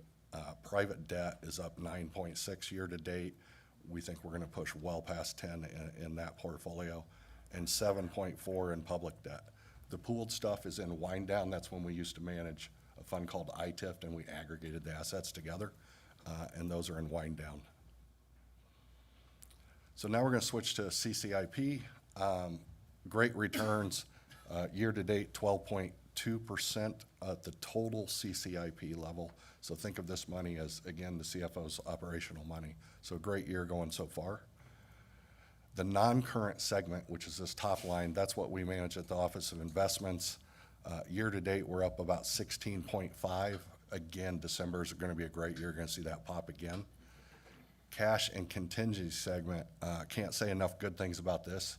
These guys run in a tight box, and they did analysis at the last meeting showing that they're capturing about 88% on average of the return that they could possibly capture between the different pools that they manage. And keep in mind, the money comes in over different time periods, so you got to move the money around. That's a phenomenal achievement. So they're doing great work. So here you go. This is NCS composite overall. You can see the growth is targeted around 70%, stable value at 30. Again, solid returns across this segment. Public equity is driving it. We do have some private equity in this portfolio, but it's all secondaries, which means it's more mature, which has a less long life period. And this is the cash segment.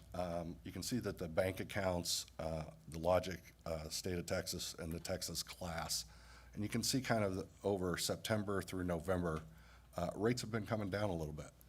We think that will continue. There's probably a few rate cuts on the horizon, so that's going to continue to come down over time. Down at the bottom, you can see the monthly rates by account as well, and you can see that kind of 4.3 to 4.1 drop. In the contingency segment, we have agencies, municipals, and treasuries. The team does a great job in treasury managing this, and you can see that they've pushed money into assets to really increase the yield. You can see that 3 to 3.8 in the municipal is higher than the treasury, and they push more assets into that area to take advantage of that.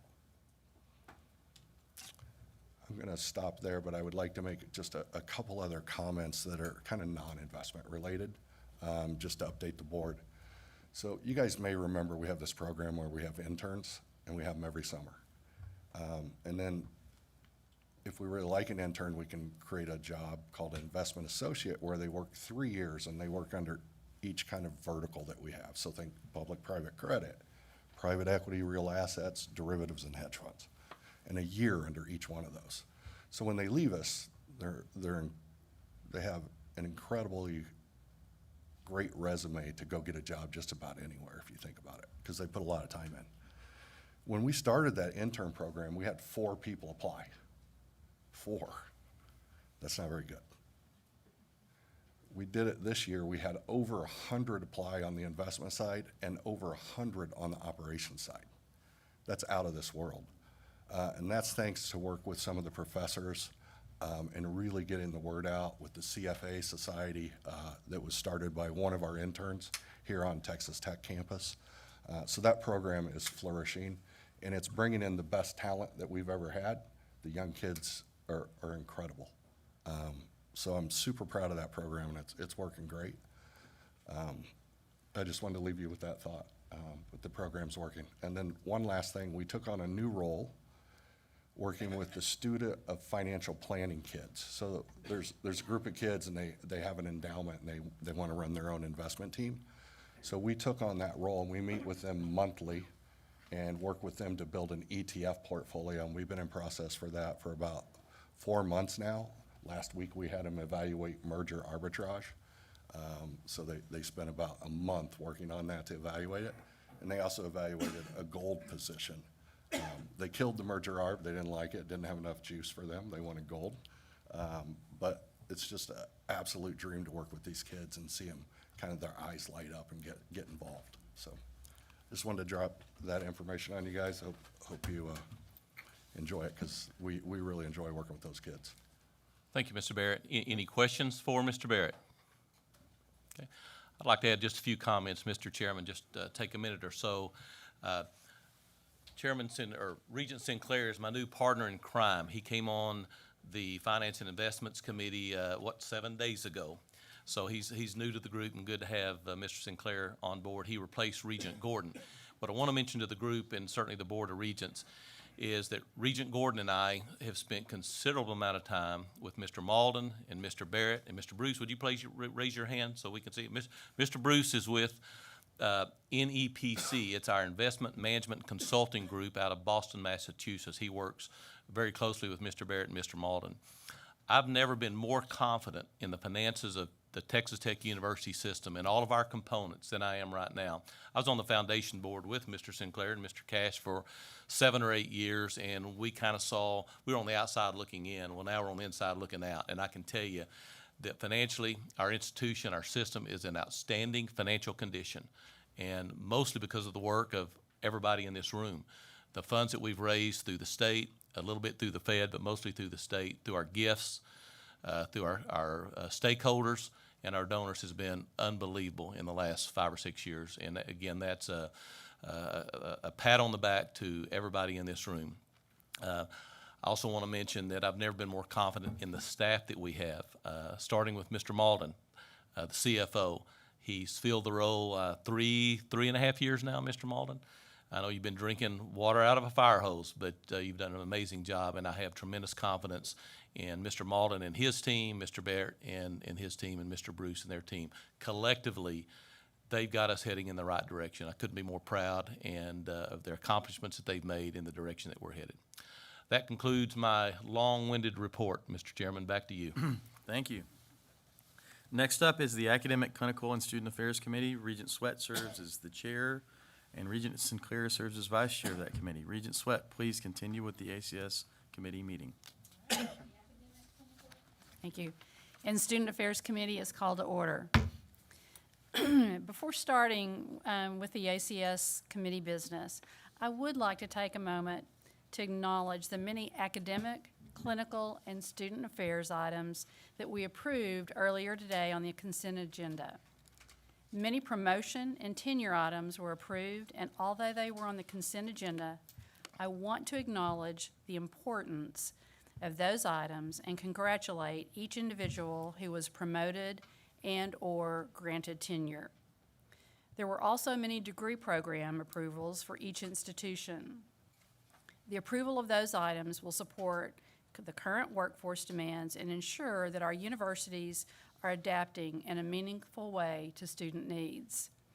Each of those each of those ACS items were carefully discussed and considered by Regent Sinclair, Student Regent Heath, and myself, along with various staff members from each institution. On that note, I would like to thank Regent Sinclair, Student Regent Heath, and each provost for their diligent work in vetting these items for consideration and approval. Now, on to the committee's business at hand. I move to approve the minutes of the meeting held on November 14th, 2025. Is there a second? Second. All those in favor? Aye. Aye. Opposed? The motion passes. Dr. Hendrick, please begin with item 1. Thank you, Regent Sweat. President recommends and the Chancellor concurs that the Board approve the designation of Paul Horn Whitfield Distinguished Professorship to Drs. Christopher L. Whitmore and Andrew Jackson. Upon your approval, these appointments will become effective today. You have more complete bios in the agenda book, but briefly, Dr. Whitmore is a very accomplished professor in the Department of Classical and Modern Languages. He's among the most highly cited field archaeologists in his field. He's been recognized by many Texas Tech organizations, including the Parent Association. He was named an inaugural Texas Tech University President Research Professor, has earned the President's Mid-Career Faculty Award. In his book, Old Lands or Chorography of Eastern Peloponnese, Greece, won a Texas Tech Book Award. He received his bachelor's degree from University of North Carolina, master's from University of Sheffield, doctorate from Stanford University. He's also served as a senior fellow at the Center for Advanced Study at the Norwegian Academy of Sciences. Dr. Andrew Jackson is a professor and chair of Civil, Environmental, and Construction Engineering Department. Throughout his career, he has collaborated with projects with a wide range of faculty and other disciplines.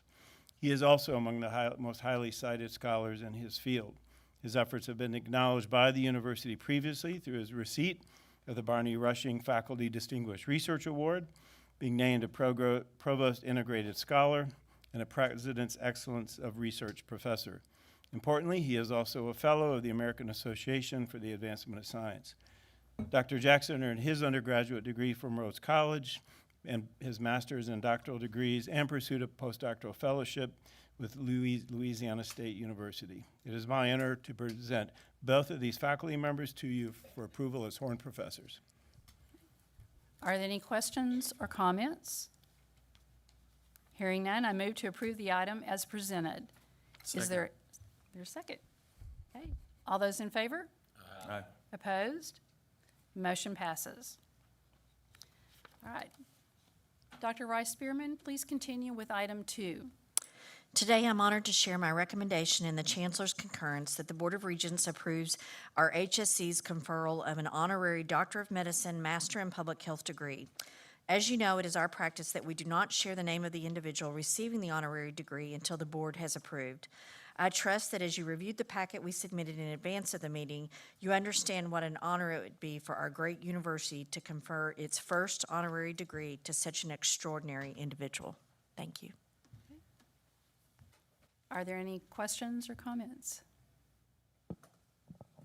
There being no further questions, I move to approve the item as presented. Is there a second? Second. All those in favor? Aye. Opposed? Motion passes. Mr. Chairman, this concludes the meeting of the Academic, Clinical, and Student Affairs Committee. All right. Our last committee to meet today is the Audit Committee. Regent Cash serves as the chair and Regent McCreakin serves as the vice chair of that committee. Regent Cash, please continue with the Audit Committee meeting. Thank you, Mr. Chairman. The Audit Committee is called to order. I would like to entertain a motion to approve the minutes of the meeting held on November 14th of 2025. So moved. Is there a second? All those in favor?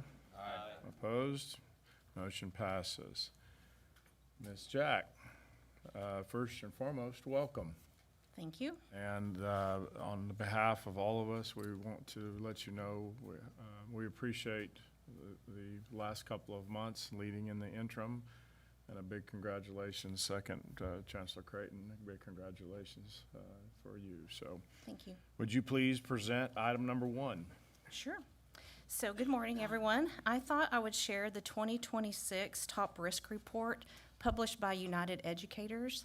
United Educators is a member-owned insurance company, and each year they send out a risk survey to their member institutions. This report for 2026 reflects responses from 267 colleges and universities that completed the survey between May and October of 2025. And this is a timely topic as our institutions and system administration are currently assessing and refreshing our enterprise risk management process and identifying the top risk for our institutions.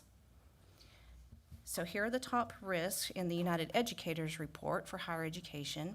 And a few of the highlights from this are that student success and enrollment pressures are the most significant overall theme being felt throughout higher education.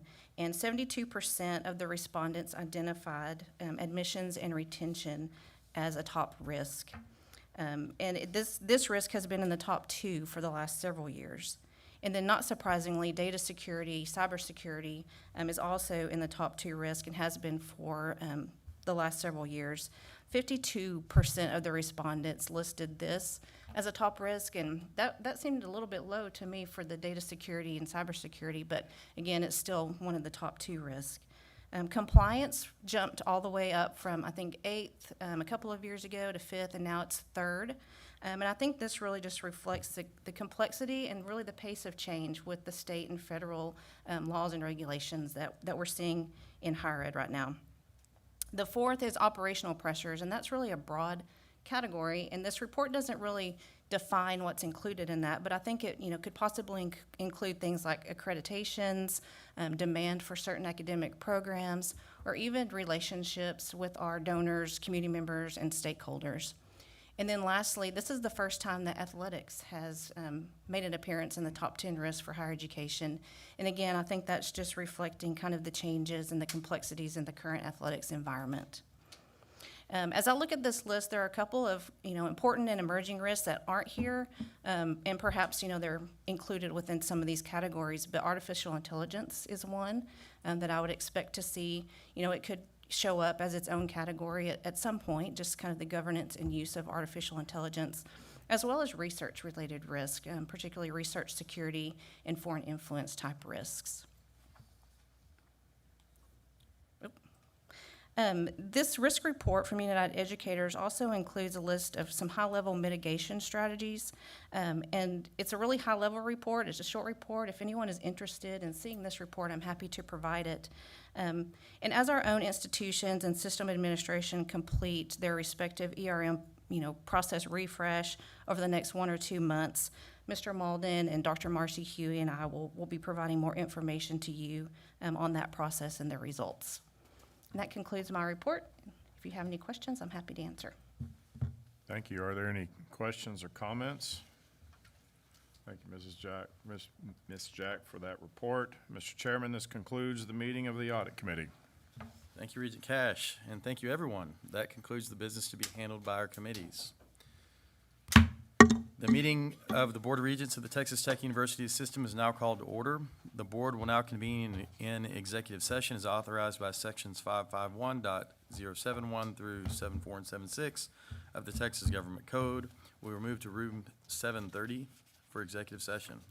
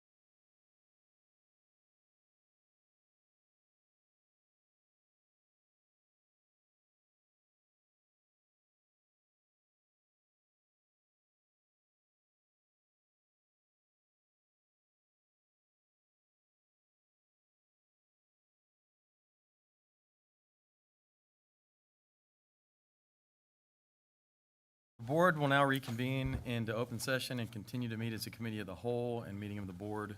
Regent Womble, please present the motions regarding the items discussed in executive session. Thank you, Mr. Chairman. I have three motions to make. The first motion is I move the board approve amendments to the Regent Rules, Chapters 1 and 2 relating to the employment of senior leadership at component institutions of the Texas Tech University system to be in compliance with Senate Bill 37 of the 89th Legislature regular session, all under the terms and conditions set forth in executive session. Is there a second? Second? All those in favor? Aye. Opposed? The motion passes. My second motion is that I move the board authorize President Lang or his designee to conclude the negotiations and execute the necessary documents for a contract with Garden Plot LLC and other parties as necessary for implementing the electronic medical record modernization strategy at TTU HSC El Paso, all under the terms and conditions set forth in executive session. Is there a second? Second. All those in favor? Aye. Opposed? The motion passes. And last, I move that the board authorize President Lang or his designee to conclude the negotiations and execute the necessary documents for acquisition of real property in El Paso, Texas, as identified in executive session, all under the terms and conditions set forth in executive session. Is there a second? Second. All those in favor? Aye. Opposed? The motion passes. Chairman, that's all I have coming out of executive session. Okay, thank you, Regent Womble. The final item of business is announcements. I will first remind the Regents of the special reception being held later tonight, and hope that most of you will be able to attend. Are there any other announcements at this time? Okay. Hearing none, and there being no further business to come before the board, do I hear a motion to adjourn the meeting? So moved. Is there a second? Second. All those in favor? Aye. This meeting of the Board of Regents of the Texas Tech University System stands adjourned.